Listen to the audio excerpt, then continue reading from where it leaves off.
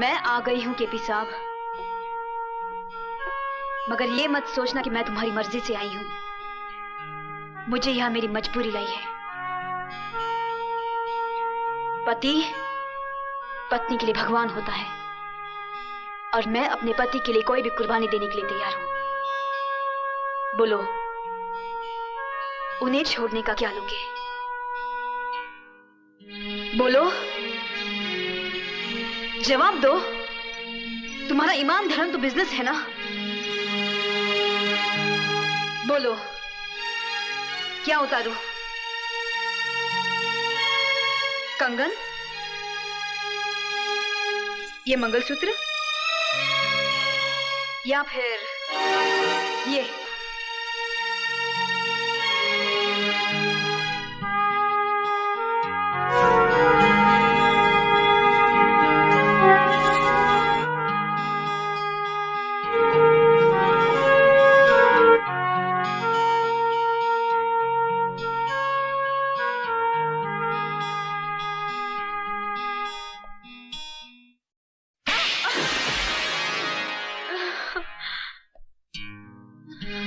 तुम क्या समझती हो मुझे तुम्हारे जिस्म की जरूरत है? तुम्हारे शरीर की भूख है मुझे?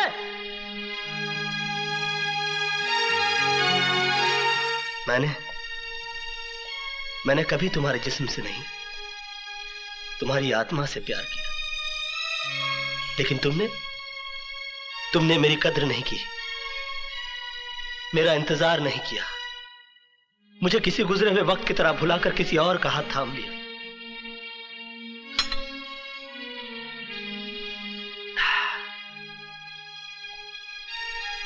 प्यार हम दोनों ने किया, मगर तड़पना सिर्फ मेरे नसीब में आया।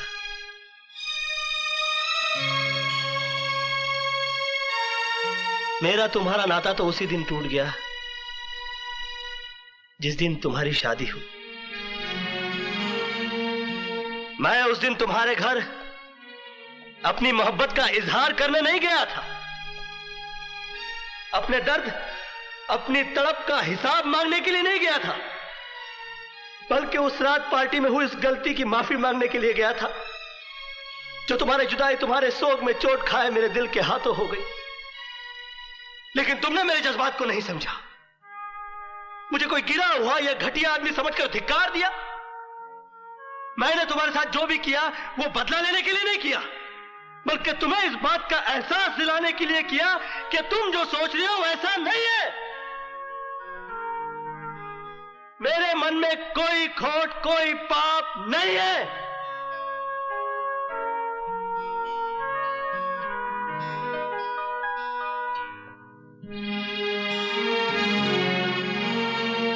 मोहब्बत का दर्द बड़ा जानलेवा होता है पूजा जी। मैंने तो तुम्हें माफ किया, मगर दोबारा कभी इंसान का जन्म मिले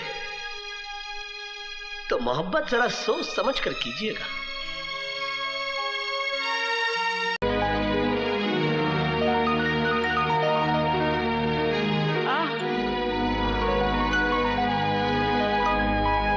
बेटे, नाच को आंच नहीं, तेरी सच्चाई आखिर अपना रंग दे ही आज।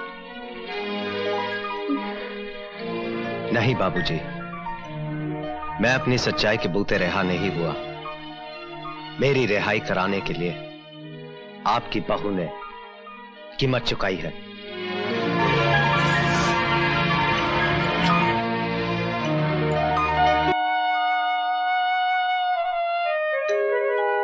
तेरी आंखों में आंसू मेरी रिहाई के हैं या केपी से ना मिल पाने के दुख के? दुख के ही होंगे, क्योंकि तू कृष्ण प्रसाद से प्यार करती है। नहीं दीपक, ऐसा कुछ भी नहीं है, ये सब झूठ है। पहले मैं भी इस बात को झूठ समझता था, लेकिन जब उसके कमरे में मैंने तेरी तस्वीर देखी तो मैं समझ गया कि आखिर इतनी आसानी से मैं कैसे जेल से छूटा। भरी पार्टी में उसका तेरा मुंह चूमना, मेरी गैर हाजिरी में माफी मांगने के बहाने तुमसे मिलने आना, मेरे विरोध करने पर मुझे जेल भिजवाना, ये तुझसे कृष्ण प्रसाद का प्यार नहीं तो और क्या है? मेरे जेल जाने के बाद तू उससे रोज मिलती जुलती रही, और जब उसका दिल भर गया तो मुझे रिहा करवा के तेरी नजरों में देवता बन गया। नहीं दीपक, ऐसा कुछ नहीं है, मेरा विश्वास करो। अगर ऐसा कुछ नहीं है तो फिर मेरे जेल जाने के बाद तू उसे मिलने क्यों गई? तुम्हें जेल से छुड़वाने के लिए। मुझे छुड़वाने के लिए बाबूजी भी थे। हाँ, लेकिन उनकी लाख कोशिश करने के बावजूद भी कृष्ण प्रसाद तुम्हें छुड़वाने को तैयार नहीं था। तो फिर तुम्हारे कहने से वो कैसे मान गया? ऐसी कौन सी वजह थी कि तुमसे मिलकर उसने मुझ पर लगाए हुए लाखों रुपए का गबन का इल्जाम वापस ले लिया? इसलिए क्योंकि तुम एक दूसरे से प्यार करते हो। कृष्ण प्रसाद मेरा कुछ भी बिगाड़ नहीं सकता था, लेकिन तुमने तो कुछ बाकी ही नहीं रखा। अगर तुम अपने पति से ज्यादा प्रेमी को ज्यादा अजीज मानती हो तो मैं तुम्हें आजाद करता हूं। जाओ, कृष्ण प्रसाद से शादी कर लो। दीपक, तुम जानते हो कि तुम क्या कह रहे हो? अच्छी तरह जानता हूं। तुम कुछ नहीं जानते। जिस बात को तुमने सर उठाकर कह दिया, वो बात मैं ख्वाब में भी नहीं सोच सकती। दीपक, मैं तुम्हारी पत्नी हूं, मेरा विश्वास करो। तुम जैसा सोच रहे हो ऐसा कुछ भी नहीं है, मेरा विश्वास करो दीपक, मेरा विश्वास करो। अब तुम मुझे समझाने की कोशिश मत कर। दीपक बजाज किसी दूसरे का गरमाया हुआ कंबल नहीं ओढ़ता। औरत तो वो है जो अपने पति के विश्वास को जिंदा रखने के लिए मर जाए। पति की गैर हाजिरी में किसी प्रेमी का कॉल पूरा करने वाली औरत पत्नी नहीं, कुल्टा होती है। और कोई मर्द किसी कुल्टा के मांग में अपने नाम का सिंदूर बर्दाश्त नहीं कर सकता। दीपक, तुम पछताओगे। इससे पहले कि मैं अपने आप में से बाहर हो जाऊं, दूर हो जा, दूर हो जा मेरी नजरों से। Get out.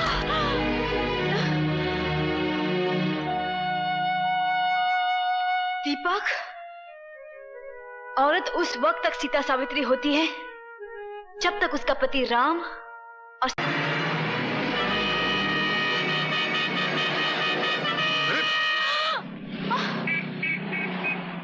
पूजा, मुझे तुम्हारी गुजरी हुई जिंदगी के बारे में पूछने का हक तो नहीं है, लेकिन इतना मैं जरूर जानना चाहता हूं कि वो क्या वजह थी जो तुमने कृष्णा को भुला दिया।